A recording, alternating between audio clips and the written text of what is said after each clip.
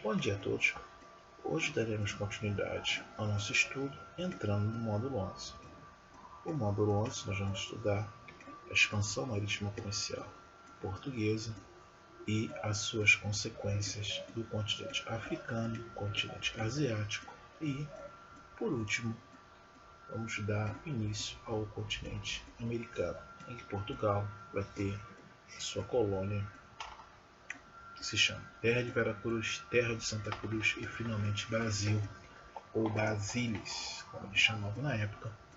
É claro que nós vamos nos aprofundar mais nessa questão no módulo 14, em que veremos a colonização e a ocupação do território, tanto pela parte política e pela parte religiosa. Então Portugal, ela se lança ao mar, já tem uma tradição de navegação. Ela cria a primeira escola de navegação, que é a Escola de Sagres. Ela usa as técnicas avançadas de navegação que eles têm conhecimento pela troca cultural com os árabes, esses mesmos árabes e ou mouros que foram expulsos na formação dos estados modernos que nós estudamos nos módulos anteriores. Então Portugal se lança ao mar. Em 1415 chega o que seria Celta, e em 1434 chega aos sudaneses, no caso ultrapassa o cabo do Bojador. Se vocês pegarem o mapa do continente africano juntamente com o continente europeu, vocês verão que essas duas regiões são bem perto, ou seja, o navio saía, sua autonomia era pouca naquela época, você tinha água, a comida e, pelo que se conta, também bastante vinho. Alguns contam que cada marinheiro podia beber cerca de 1,5 litro de vinho por dia. Então esses navios saíam, paravam nesses portos, reabasteciam, continuavam a viagem e depois retornavam a Portugal com o seu lucro. Podia ser tanto especiarias como ouro. Então, em 1415 chega a Celta, em 1474 chega no Cabo Bojador e tem contato com os sudaneses. Os sudaneses eles tinham uma tradição cultural, principalmente na prática do comércio na região pelas caravanas juntamente com os berberes e também o conhecimento do metalismo, principalmente do ouro, que interessava Portugal. Então Portugal lança-se ao mar, vai chegando cada vez mais descendo o continente africano, lembrando que esses navios eles não ultrapassavam a distância da costa de 300 milhas. Então, cada lugar que esse navio parava, abria-se uma feitoria, iniciava as relações comerciais, esses navios eram reabastecidos e eles continuavam descendo o continente africano. Quando chega em 1488, Bartolomeu Dias ele atravessa o Cabo da Boa Esperança, que é o chifre da África lá embaixo, onde você tem o encontro dos dois oceanos, o Atlântico e o Índico. Quando chega em 1498, finalmente, Portugal chega à Ásia pelo navegador Calicut, no caso, pelo navegador Vasco da Gama. Temos que entender que esse tempo todo, de quase 100 anos, para você chegar a uma distância que hoje é coberta por tempo, é as limitações dos navios europeus, principalmente as caravelas. Aqui no Rio de Janeiro, nós temos um modelo de caravela que ela foi construída no nome original para se comemorar os 500 anos da chegada de Cabral aqui no Brasil. Tá? Essa caravela hoje se encontra em exposição no Museu da Marinha, na Praça 15, e ali você tem noção da dimensão do tamanho desses barcos e como a vida nesses barcos era uma coisa sofrida. Então esse navegador que saía lá de cima, ia descendo o continente africano até chegar na Ásia, o que interessava para eles basicamente era o lucro. Só para vocês terem ideia, a expedição do Vasco da Gama teve um lucro de mais de 3.000% do valor inicial que foi investido. Então o retorno era enorme. Para aquela pessoa que era um marinheiro comum, como essa viagem demorava entre 1 ano e 2 anos, era normal ele receber o seu salário adiantado. Olha, se a viagem vai levar 2 anos, 2 anos de salário adiantado. Você vai levar um ano de salário adiantado. Porque a chance de você não voltar era grande. Ou morria-se pelo navio afundar, ou morria-se de alguma doença desconhecida, ou você morria em batalhas, porque nem todos os lugares que os portugueses, espanhóis, eles encostavam seus navios, eles eram bem recebidos. Porque além de você ter a questão econômica, juntamente com os navios portugueses, veio a Companhia de Jesus, aquela mesma que foi criada no período da Reforma Protestante para disseminar e espalhar o ensinamento do cristianismo, diga-se Igreja Católica. Então Portugal vinha com seus navios, tentava os acordos comerciais. E o que se comprava? Especiarias, pimenta, sal, açúcar, noz moscada.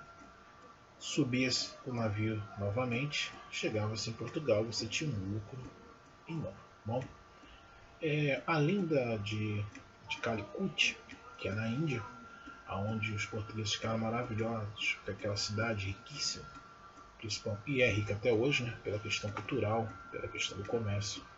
Eles chegaram na China e no Japão.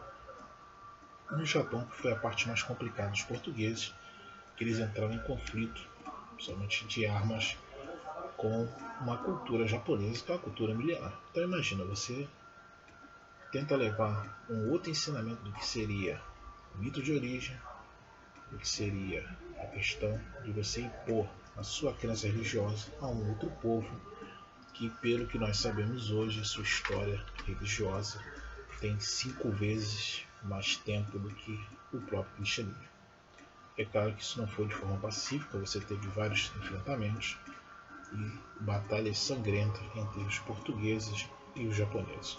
Então, se você for pegar o mapa mundi, praticamente Portugal desceu o continente africano todo, chegou na Índia, da Índia foi subindo China e bateu no Japão. Voltava tudo ao contrário e quando chegava em Portugal você tinha um lucro imenso. Aí você me pergunta, por que em vez de eles irem voltando, eles não vão para o outro lado?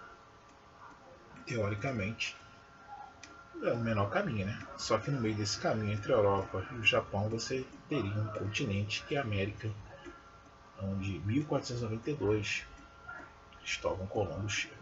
Mas se a América não existisse, realmente se você fosse em linha reta, você sairia em Calicut, na Índia, e mais um pouquinho acima você sairia no Japão e na China. Então Portugal, aproveitando dessas viagens e comércio, seu império de uma hora para outra dobra de poderio econômico, somente pelas especiarias, pela acumulação de metal, que é o metalismo, e uma nova oportunidade de comércio vai surgir, que é a escravidão, que é o tráfico negreiro, que é a retirada desse negro do continente africano, que é levado para a América, juntamente não só para a América portuguesa, mas também para o restante todo da América, somente espanhola, tá? E futuramente que vai ser colonizada por ingleses, franceses, holandeses, que vai ocupar a região da América. Então você tem a questão comercial, você tem a questão religiosa e juntamente com isso tentava-se se impor os hábitos e os costumes europeus. Isso se dá basicamente pelo pensamento etnocêntrico, onde uma sociedade considera que a sua cultura, quando a gente fala cultura é uma coisa bem ampla, que vão desde hábitos, costumes e crenças, é superior à cultura de quem está sendo colonizado. Isso vai dar uma séria dificuldade, principalmente quando os espanhóis chegarem primeiro na América, trazendo o cristianismo, e logo após você vai ter a chegada dos portugueses, onde teremos o Brasil, que você vai ter um contato com uma cultura indígena, cultura essa que inicialmente os tupis trouxeram um espanto, principalmente pelo hábito de algumas tribos, pelo antropofagismo, ou seja, o consumo da carne humana. Bom, claro que isso vai gerar um choque cultural e a mistura vai se dar melhor quando chegarem os negros, aí você vai ter a cultura europeia, a cultura nativa da terra e a cultura africana, que se nós formos pegar e analisar, você tem uma diversidade grande. E essa diversidade, que hoje é o Brasil, é uma mistura de crenças, de etnias e de raças. Juntamente com esse movimento etnocêntrico, essas mesmas igrejas, elas fundavam escolas, veio a tradição do batismo, do casamento, coisa que o português condenava entre os índios, que seria a poligamia. O índio, no caso, poderia casar com várias esposas, coisa que a Igreja Católica não aceitava naquela época, não aceita até hoje. Então tentou-se levar o cristianismo, mudar esses atos. É claro que isso, de certa forma, não foi bem aceito entre os nativos. Então essas missões jesuítas construíram escolas, tentavam, além de ensinar o português para os índios, convertê-los ao cristianismo.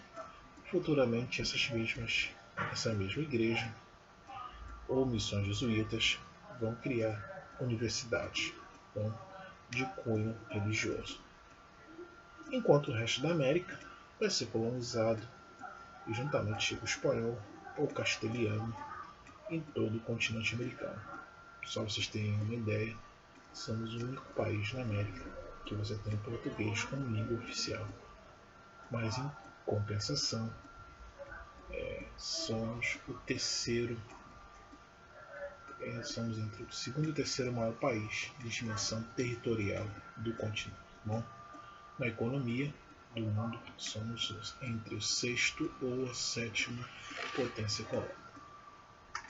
Então Portugal durante muito tempo vai explorar o Brasil como colônia, só que inicialmente, nos primeiros anos, que nós veremos mais à frente, isso aqui fica largado e só depois de quase 30 anos que alguém lembra lá em Portugal que tinha isso aqui, que se vai se chamar Terra de Santa Cruz, Terra de Vera Cruz, Brasília e por último Brasil.